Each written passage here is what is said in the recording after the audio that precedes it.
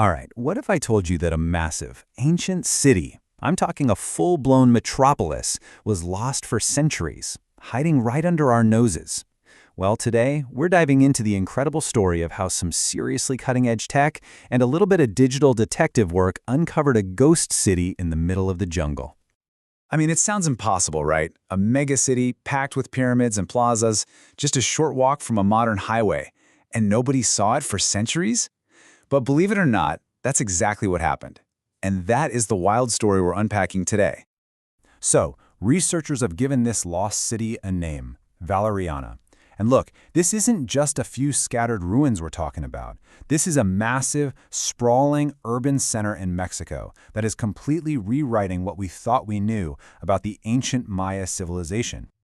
Just take a look at this number for a second, 6,674. Now, that's not a typo. That's how many individual structures, we're talking homes, plazas, even huge pyramids, that researchers have found so far. This one number gives you a jaw-dropping sense of the scale of what was hidden down there.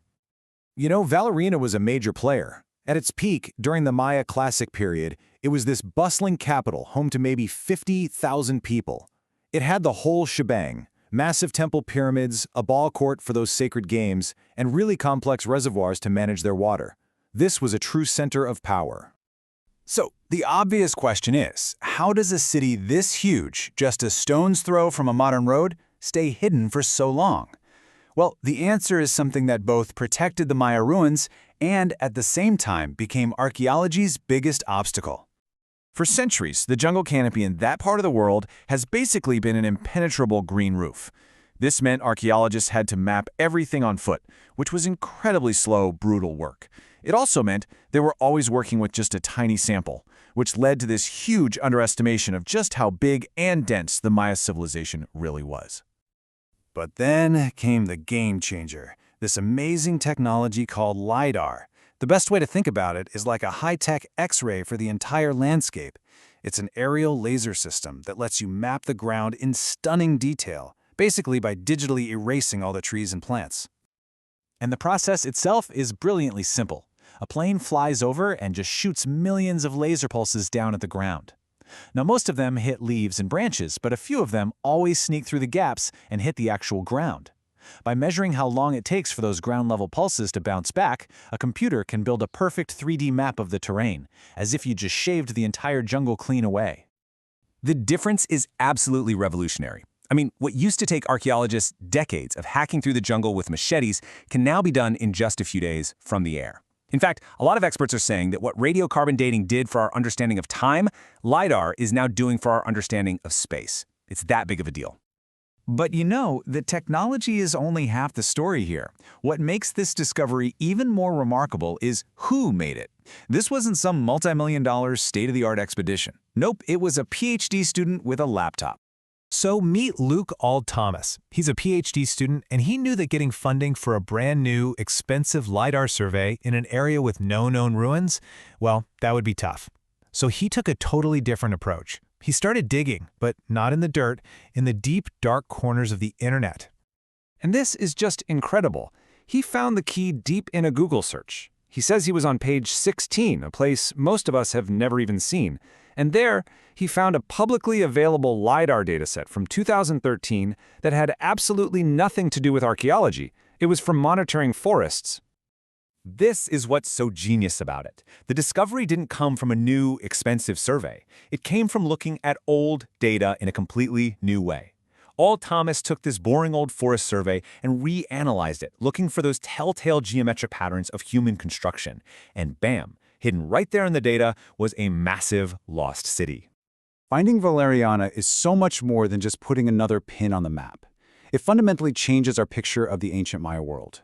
It suggests it was far more crowded, far more complex than we ever imagined.